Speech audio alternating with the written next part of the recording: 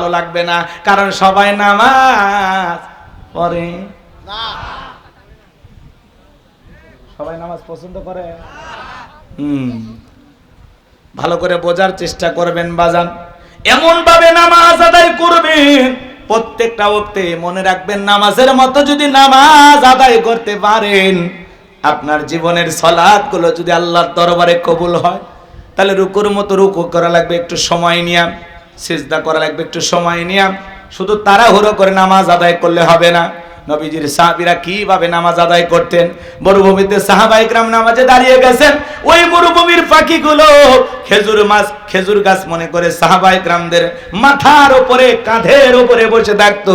নবীর সাহাবীরা নামাজে এত মনোযোগ, কাঁধে পাখি পড়ে থাকে, তারপরেও তারা টের পাইতো না। কাফেররা দেখে বলতো এগুলো মানুষ না মূর্তি, পাখি পড়ে আছে, তারপরে নড়ে না চড়ে না। বলেন আল্লাহু আকবার। আর আপনার আমার গায়ে পাখি পড়া তো দূরের কথা, একটা মশা পড়লে এই হাত এই জায়গায় নিয়ে যায়, আগে মশা মারে তারপরে সূরা ধরে। কথা বলেন ঠিক না? পায়ে যদি মশা পড়ে, এক ঠ্যাং আর এক ঠ্যাংয়ের উপর দিয়ে বলে খাবু খা। নামাজ পড়তে পড়তে 5টা মশা খতম। কি বলেন, এরকম আছে না? নাই আমার ভাইয়েরা, এরকম নামাজ আমাদের। আর নবীর সাহাবীরা কিভাবে নামাজ আদায় করতেন, নামাজে কতটা মনোযোগ ছিল সাহাবায়ে কেরামদের। আমি নামাজ নিয়ে যদি 2 ঘন্টা ওয়াজ করি শেষ হবে না বাজান। এত সময় আপনাদের হাতেও নাই, আমার হাতেও নাই। শুধু অনুরোধের ভাষায় একটি কথা আপনাদেরকে বলে যায়, বলেন তো বাজান, নিয়মিত আমাদের নামাজ আদায় করা দরকার আছে না নাই? জিহাদের ময়দানে নবীজি রাতের বেলায় 2 জন সাহাবীকে পাহারাদার নিযুক্ত করলেন। এইবার 2 জন সাহাবী দাঁড়িয়ে পাহারা দিতেছেন। এক সাহাবী আর এক সাহাবীকে ডেকে বলতেছেন, ভাই খামাকা 2 জন রাত জায়গা লাভ কি? আপনি বিশ্রাম করেন, আমি পাহারা দেই, আবার আমি বিশ্রাম করব, আপনি পাহারা দেবেন। ডিউটিটা তারা ভাগ করে নিলেন। এইবার এক সাহাবী বিশ্রামে চলে গেলেন, আরেকজন সাহাবী চিন্তা করলেন খামাকা দাঁড়িয়ে থেকে অপচয় সময় নষ্ট করে লাভটা কি, সময়টা একটু নামাজের ভিতরে কাটায় দেই। এই কথা ভেবে নবীর প্রিয় সাহাবী নামাজের মধ্যে দাঁড়িয়ে গেলেন। কাফেররা চিন্তা করলো দূর থেকে এটা মানুষ না, গাছ বোঝা যায় না, একটা তীর নিক্ষেপ করেছেন, ওই তীরটা এসে নবীর সাহাবীর ডান হাতের ভিতরে ঢুকে গেছে। আর একটা তীর নিক্ষেপ করেছেন, বাম হাতের ভিতরে ঢুকে গেছে। নবীর সাহাবী নামাজ শেষ করলেন, ওই সাহাবীকে ডেকে দিয়ে বলেন, ভাই তাড়াতাড়ি ঘুম থেকে জাগ্রত হন। কি হয়েছে? বলে, আপনি যখন বিশ্রাম করতে গেলেন, আমি যখন একটু আপনার দেয়া শিডিউল অনুযায়ী ডিউটিটা ভাগ করে নিয়ে আমি যখন পাহারা দিতেছিলাম, মনে করলাম খামাকা দাঁড়াইয়া অপচয় সময় নষ্ট করে লাভটা কি, নামাজের মধ্যে কাটায়া দেই। এই কথা ভেবে আমি নামাজে দাঁড়িয়ে গেছি, এই সুযোগে কাফির আমাকে তীর নিক্ষেপ করেছে। তাড়াতাড়ি করে আমার শরীর থেকে তীরগুলো বের করে দেন।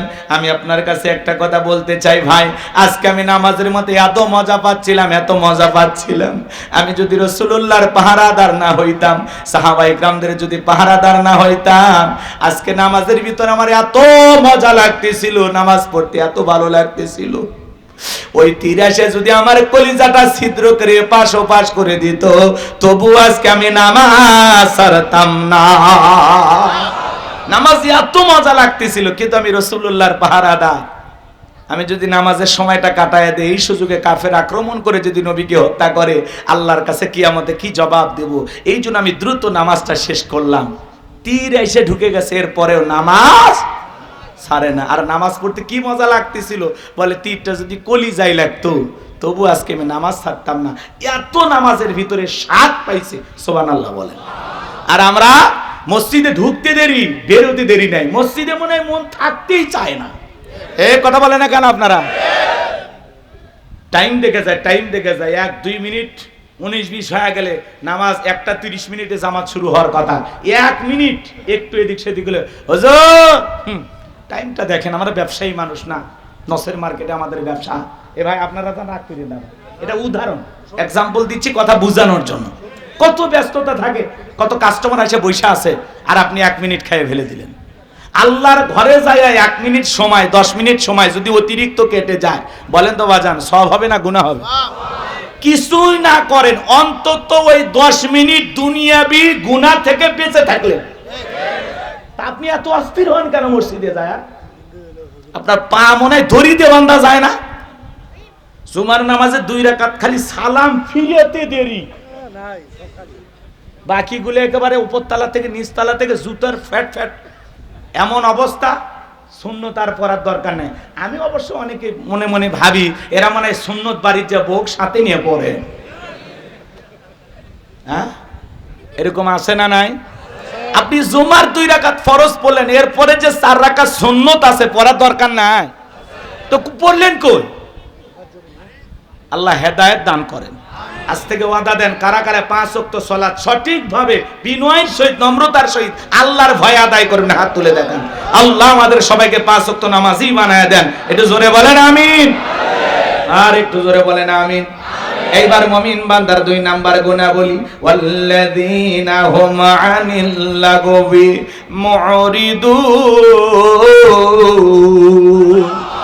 মুমিন বান্দার 2 নাম্বার গুনাহ বলি, অনার্থক কথাবার্তা বলা যাবে না।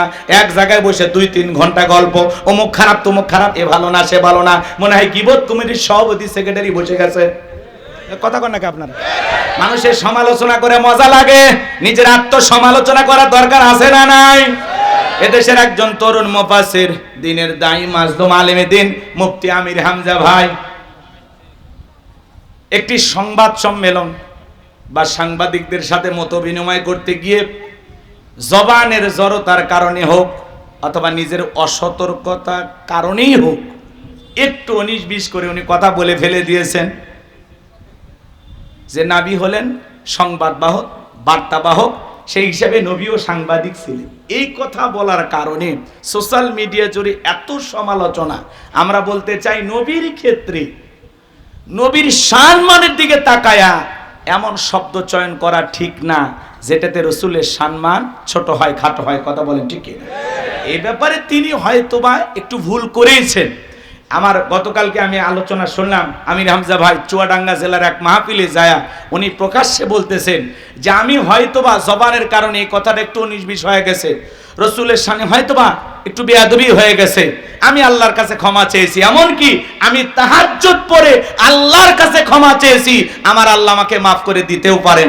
কিন্তু আপনারা যারা সমালোচনা করেছেন আপনাদের কি হবে? হ্যাঁ, কেউ তাকে কাফের ফতোয়া দিল, কেউ বলে আমির হামজা গাঁজা খায়। আচ্ছা বলেন তো, আমির হামজা কি গাঁজাখোর? এই কথা যিনি বলেছেন বলেন তো উনি কি ঠিক বলেছেন? সমালোচনা হবে গঠনমূলক, সমালোচনা হবে সংশোধনের উদ্দেশ্যে, সমালোচনার ভাষা হবে মার্জিত ভাষা, সাবলীল ভাষা, সুন্দর ভাষায় সমালোচনা করতে হবে। কথা বলে ঠিক না? আক্রমণাত্মক ভাষা ব্যবহার করা যাবে না। মাজলুম আলেমে দ্বীন আমির হামজাকে আয়না ঘরে রাখা হয়েছিল। উনি বারবার বলেছেন আমাকে 11 ঘন্টা ঝুলিয়ে রাখছিল উল্টে দিক করে। তাহলে যেই মানুষের উপর এত টর্চার করা হয়েছে, নির্যাতন করা হয়েছে, সে মানসিকভাবে হয়তোবা পুরোটা সুস্থ না। এই জন্য মানুষটাকে যা ইচ্ছে তাই বলবেন? কথা কয় না কে?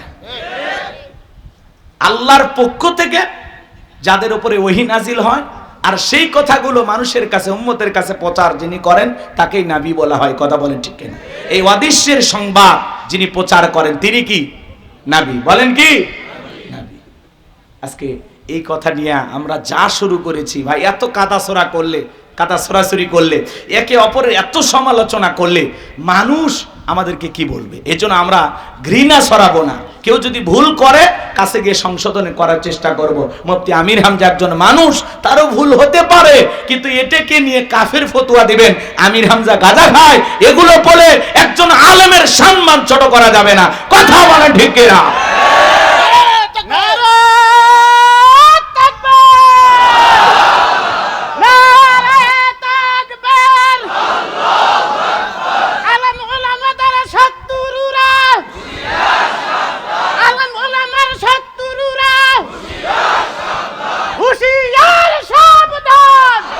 আমার ভাইয়েরা, মুফতি আমির হামজার পিছনে এত সমালোচনা কেন জানেন?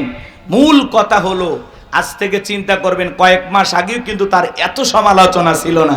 শুধুমাত্র এমপি পদপ্রার্থী হওয়ার কারণে যে একজন আলেম এমপি পদপ্রার্থী হয়েছে, আল্লাহ যদি বিজয়ের মালা পরাইয়া সংসদ পর্যন্ত চলে যায়, অনেক রামবামের ঘুম হারাম হবে। কথা বলে ঠিক কিনা?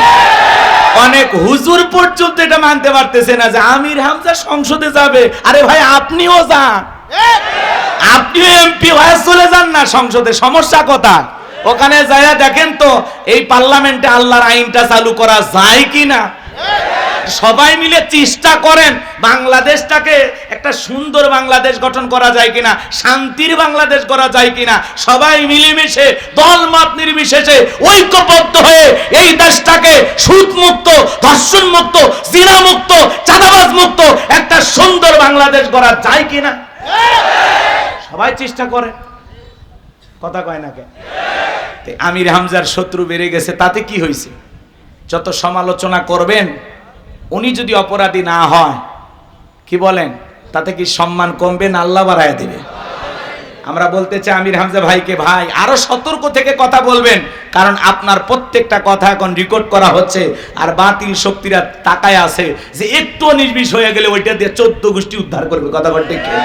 এজন্য আমির হামজা ভাই সতর্ক থাকবেন। বিশেষ করে রসুলের ব্যাপারে কথা বলতে গেলে, আল্লাহর ব্যাপারে কথা বলতে গেলে, শব্দ চয়নের ক্ষেত্রে অবশ্যই প্রত্যেকটা বক্তা, দিনের দায়ী মুফাসসিরদের সতর্ক থাকতে হবে, যাতে রসুলের শানে চুল পরিমাণে বেয়াদবি না হয়। কথা বলে ঠিক কিনা? আমরা এটা সতর্ক থাকবো ইনশাআল্লাহ। নবী আমাদের কলিজার টুকরা নবী। কথা বলে ঠিক কিনা? নবীর সম্মান মর্যাদা কে দিয়েছেন? ওয়া ইন্নাকা লাআলা খুলুকিন আযীম। নবী হলেন পুত পবিত্র মহান চরিত্রের অধিকারী। আযীম আরবিতে এমন একটি শব্দ যার গভীরতা মাপা যায় না। বলেন আল্লাহু আকবার। যে নবী 63 বছরের জিন্দেগিতে একটি মিথ্যা কথা বলেননি। আল্লাহু আকবার বলেন। সেই নবীর সম্মান মর্যাদা আল্লাহ রাব্বুল আলামিন বৃদ্ধি করেছেন। আল্লাহর পরেই যার সম্মান, তার নাম মুহাম্মদ রাসূলুল্লাহ সাল্লাল্লাহু আলাইহি সাল্লাম। নিঃসন্দেহে আমির হামজা ভাইও রসুলকে কলিজা দিয়ে মহাব্বত করেন। শব্দ চয়নের ক্ষেত্রে হয়তোবা তার ভুল হয়ে গেছে, উনি তাহাজ্জুদ পড়ে আল্লাহর কাছে মাফ চেয়েছেন, আল্লাহ তাকে মাফ করে দিতে পারেন। কিন্তু যারা সমালোচনা করতেছেন, কাফের ফতোয়া দিচ্ছেন, গাঁজাখোর বলতেছেন, স্যান্ডেল পেটা করতে চাইতেছেন, জুতার বাড়ি মারতে চাইতেছেন, তাদের অবস্থা কি হবে? এত বাড়াবাড়ি করা আমাদের ঠিক না। কথা বলে না কেন? আল্লাহ যেন আমাদের হেদায়েত দান করেন। আমরা জানি একে অপরের বিরুদ্ধে সমালোচনা থেকে বিরত থাকতে পারি। আল্লাহ তৌফিক দান করেন। জোরে বলেন আমিন। সম্মানিত ভাইয়েরা আমার, দিল দিয়ে কথাগুলো বোঝার চেষ্টা করবেন বাজান। আমি যে কথা বলতে চাচ্ছিলাম, মুমিন বান্দার 2 নাম্বার গুণাবলী, ওয়াল্লাযীনা হুম আনিল লাগবি মুরিদুন। মুমিন বান্দার 2 নাম্বার গুণাবলী, অনাত্মক কথাবার্তা বলা যাবে না, আজে বাজে কথা বলা যাবে না। এক জায়গায় বসে 2-3 ঘন্টা চায়ের কাপে